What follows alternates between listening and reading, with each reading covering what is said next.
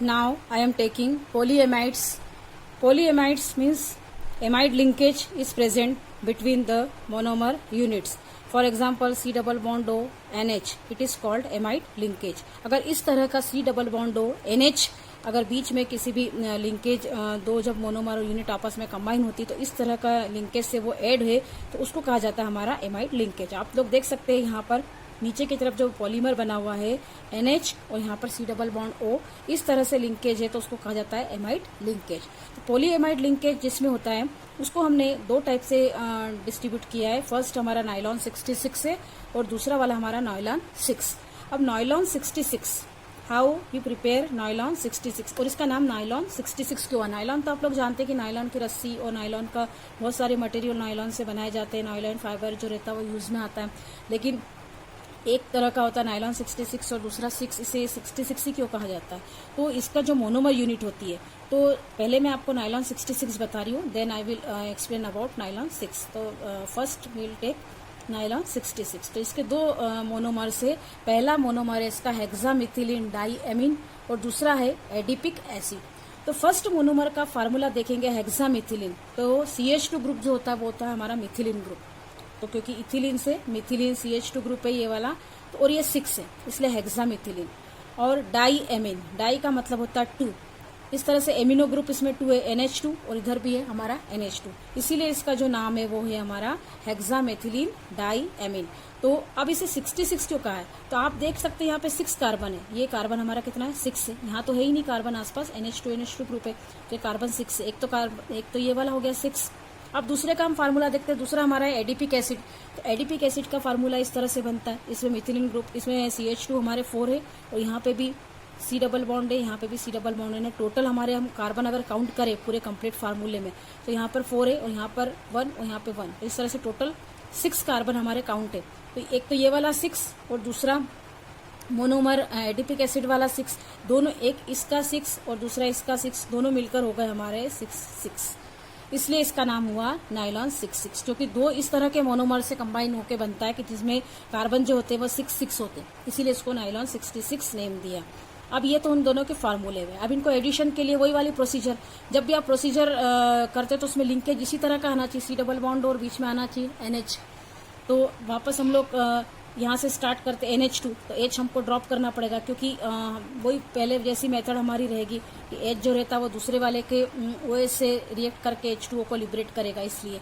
तो यहाँ पर हो गया हमारा NH, फिर हम आगे चलते CH2 whole 6 as it is, फिर NH2, तो ये हाइड्रोजन निकल गया, यहाँ का भी एक OH निकला तो H2O निकला हमारा, तो NH, फिर OH यहाँ पे ड्रॉप किया और यहाँ पर हमारा कितना आया C डबल बॉन्ड O, ये इसका एक हाइड्रोजन और यहाँ पर हमारा OH, इस तरह से ये H2O यहाँ पर लिबरेट हो गया और ये लिंकेज आपस में इस तरह से जुड़ा है NH और CO, ये it is called amide linkage. फिर आगे चले यहाँ पर CH2 whole 4 as it is, C double bond हो, और ये वाला OH जो है हम वापस वही वाला हमने प्रोसीजर किया कि दूसरा वाला जो मोनोमर आके से जुड़ेगा यानी AB, तो A वाला अगर आके जुड़ता तो A वाले का जो हाइड्रोजन है वो इस OH से जुड़ेगा, तो वो दोनों H2O बना के निकल जाएंगे, एलिमिनेट हो जाएंगे, फिर वापस उसमें लिंकेज बन के और ये प्रोसीजर आगे बढ़ती चली जाएगी। Next I will take nylon 6। Why it is called nylon 6? जैसे कि उसका कार्बन के बेस पे हमने नाम लिया था 66, क्योंकि दोनों में 6 कार्बन थे मोनोमर में। अब इसका जो मोनोमर होता है वो होता है कैप्रोलेक्टम, इसे शॉर्ट में CPL बोला जाता है। कैप्रोलेक्टम एक तरह का ऑर्गेनिक कंपाउंड है जो कि एक तरह का इंटरमीडिएट होता है, ये जो कि बहुत बड़ी प्रोसीजर से बनता है। वो कंप्लीट प्रोसीजर में नहीं बता रही आपको कि कैप्रोलेक्टम कैसे बना, सिर्फ आपको इसका फार्मूला लर्न करना है। इसमें कैप्रोलेक्टम में आप देख सकते हैं इसके फार्मूले में यहाँ पर CH2 होल 5 CO और एक तरफ यहाँ पर NH, क्योंकि हमको लिंकेज NH और CO लिंक लेना है, एमाइड लिंकेज लेना है, इसलिए इसको फार्मूला को इसी तरह से लिखा गया। फिर 5 कार्बन ये हो गए और एक कार्बन ये वाला, टोटल कितने हो गए यहाँ पर 6। तो यहाँ पर एक ही मोनोमर है ये वाला कैप्रोलेक्टम।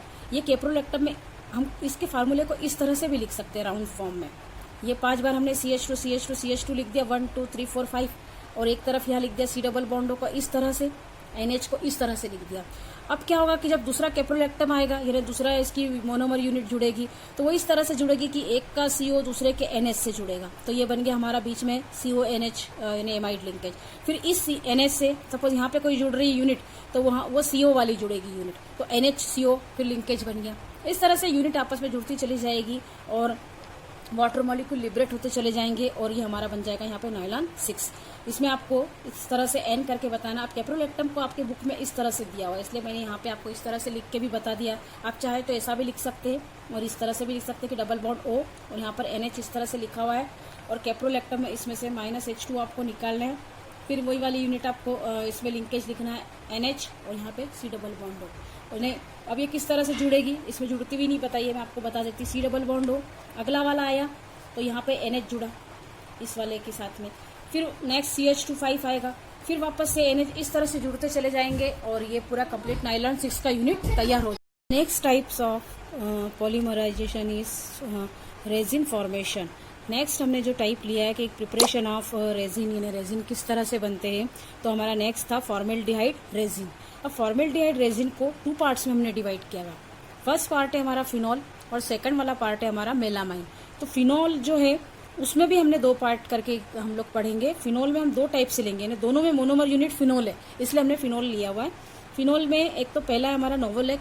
तो नोवोलैक जो है ये आपको भी करना है क्योंकि इसमें CBSE की बुक में आपने इसमें दिया हुआ है, इस पर क्वेश्चंस भी पूछे हैं।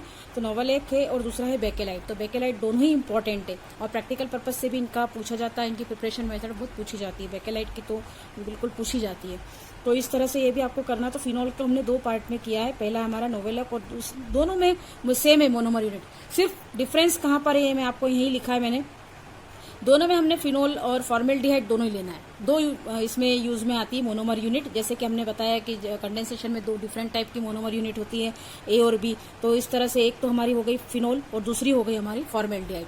तो हमने 2 ले लिए इस तरह से। लेकिन नोवेलक में क्या होता है, जब एक्सेस अमाउंट में हम फिनॉल लेते तो नोवेलक बनता है। अगर हमने फॉर्मेल्डिहाइड भी लिया और फिनॉल भी लिया है लेकिन इसकी क्वांटिटी ज्यादा रखी फिनॉल की, तब हमारा बनता है नोवेलक। और इसमें जो एडिशन होता है लीनियर होता है इसमें, यानी मोनोमर यूनिट आपस में ऐड तो होती है लेकिन वो कैसी ऐड होती है, लीनियर वे में आपस में एडिशन उनमें होता है एक वाटर मॉलिक्यूल लिबरेट करने के बाद। इसी तरह से बेकेलाइट ये भी उसी तरह से बनता है, फॉर्मेल्डिहाइड और फिनॉल दोनों के कॉम्बिनेशन से ही बनता है। लेकिन सिर्फ डिफरेंस ये है कि इसमें एक्सेस अमाउंट ऑफ फॉर्मेल्डिहाइड, यानी इसमें फॉर्मेल्डिहाइड ज्यादा लिया जाता है और इसकी क्वांटिटी कम रखी जाती है फिनॉल की। तो हमारा जो बनता है वो बेकेलाइट बनता है इस तरह से। बेकेलाइट में एक्सेस क्वांटिटी में फॉर्मेल्डिहाइड लिया जाता है और कम क्वांटिटी में फिनॉल लिया जाता है, तब हमारा बनता है यहाँ पर बेकेलाइट। अब इसमें जो होता है एडिशन तो होगा, इसमें भी फॉर्मेल्डिहाइड और फिनॉल आपस में ऐड होते चले जाएंगे और में आपस में लिंकेज होता जाएगा। लेकिन इसमें जो लिंकेज होता है वो क्रॉस लिंक्ड होता है, यानी मोनोमर यूनिट आपस में ऐड तो होती है लेकिन वो कैसे होती है, क्रॉस लिंक्ड वे में आपस में ऐड होती है। First I will take the preparation method of novolac. तो नोवेलॉक जो होता है वो किस तरह से बनता है। अब नोवेलॉक बनाने के लिए मैंने आपको बताया 2 मोनोमर यूनिट की जरूरत पड़ती है, एक तो फॉर्मेल्डिहाइड और दूसरा होता है फिनॉल। फिनॉल का फार्मूला होता है बेंजीन रिंग और OH ग्रुप। अगर बेंजीन रिंग पे OH ग्रुप है तो वो होता है हमारा फिनॉल, क्योंकि ऑल का मतलब होता है एल्कोहलिक ग्रुप। अगर बेंजीन रिंग पे OH आ जाता है यानी एल्कोहलिक ग्रुप आता तो बनता हमारा फार्मूला फिनॉल। ऑल है इसीलिए फिनॉल। इसमें फॉर्मेल्डिहाइड का फार्मूला आपको पता है, आप लोग पढ़ चुके हैं, HCHO होता है, एल्डिहाइड ग्रुप होता है, CHO ग्रुप होता है, ये दोनों फार्मूले। अब ये आपस में ऐड होंगे तो सबसे पहले क्या होता है, इसके अंदर कुछ इंटरमीडिएट्स इस तरह से बनता है। अब इसको हम इस तरह से लिख सकते हैं, ये HCHO लिखा है, इसको मैं इस तरह से लिख सकती हूँ CH2O। HCHO को मैं इस तरीके से लिख सकती हूँ CH2O, यानी CH2O भी लिख सकती हूँ मैं। अब क्या होगा, ये जो CH2O है इसको हम ऐड करते किस तरह से, इन दोनों का एडिशन होगा। ये OH है यहाँ पर और CH2O as it is add हो गया। अब ये हाइड्रोजन कहाँ से आया, ये जो हाइड्रोजन था यहाँ से निकला यहाँ पे, क्योंकि आपको मालूम है बेंजीन रिंग का C6H6 फार्मूला होता है और वो यहाँ का हाइड्रोजन इस तरह से यहाँ पर आकर ऐड हुआ है तो CH2OH हुआ है। इसी तरह से यहाँ पर अगर होता है CH2O का एडिशन तो वो कहलाता है हमारा ऑर्थो हाइड्रोक्सी बेंजाइल एल्कोहल।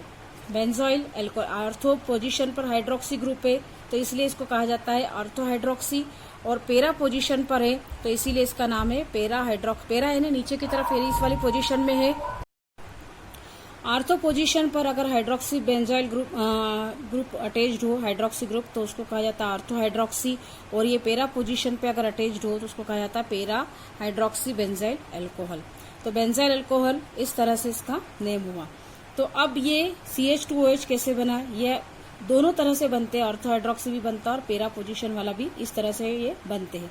अब इसमें जो आर्थो हाइड्रोक्सी और पेरा हाइड्रोक्सी बने, अब ये आपस में जो इंटरमीडिएट्स बने, ये आपस में क्या हो जाते, ऐड होते चले जाते। अब ऐड होने के बाद आपको पता है कि जैसे ये ऐड होंगे तो इसमें से वाटर मॉलिक्यूल्स किस तरह से लिबरेट होता है, अब ये आपको देखना है। जैसे कि यहाँ पे OH और CH2OH है, इस तरफ भी हमारा OH और CH2OH है, ये यहाँ पे बना है। अब जैसे हमने बताया कि नोवल लॉक में जो होता है वो लीनियर कॉम्बिनेशन होता है, यानी आपस में तो ऐड होंगे लेकिन लीनियर वे में वो आपस में ऐड होंगे। तो लीनियर वे में आपस में ऐड होने के लिए एक ये मॉलिक्यूल आर्थो पोजीशन पर ही वो आपस में क्या होते चले जाएंगे, ऐड होंगे। अगर एक आर्थो होगा और दूसरा पेरा होगा तो वो क्रॉस लिंक हो जाएगी। इसलिए जब नोवल लॉक होता है, यानी कि एक्सेस क्वांटिटी में जब हम फिनॉल लिया जाता है तो उनका जब एडिशन होगा वो हमेशा आर्थो पोजीशन पर ही वो इस तरह से ऐड होते चले जाएंगे। जैसे कि यहाँ पर भी आर्थो पोजीशन पे लिया CH2OH, यहाँ पर भी आर्थो पोजीशन पर CH2OH। अब वो ऐड हो रहे, तो यहाँ का जो OH है, मैंने इसको अलग कलर से लिखा हुआ है OH को, और यहाँ हाइड्रोजन था नहीं एक्चुअली में, मैंने इसको लिख दिया यहाँ पर हाइड्रोजन इसलिए लिखा है कि इस बेंजीन रिंग का यहाँ पे हाइड्रोजन है, यानी CH CH CH ये ग्रुप लगे हुए, तो इसको बेंजीन रिंग यानी C6H6 ग्रुप है। तो ये जो हाइड्रोजन है और ये OH है, दोनों आपस में कंबाइन हो जाएंगे और यहाँ पे बन जाएगा हमारा H2O, और ये H2O लिबरेट हो गया।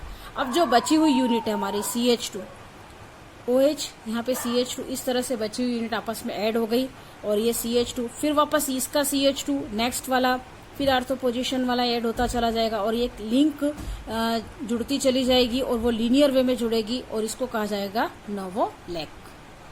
Next I will take bakelite. तो बेकेलाइट में मैंने आपको बताया कि एक्सेस ऑफ फॉर्मेल्डिहाइड, अगर फॉर्मेल्डिहाइड की क्वांटिटी ज्यादा रखी जाए, फॉर्मेल्डिहाइड की क्वांटिटी ज्यादा है और फिनॉल कम है, तो उस कंडीशन में बनता हमारा बेकेलाइट प्लास्टिक बनता है।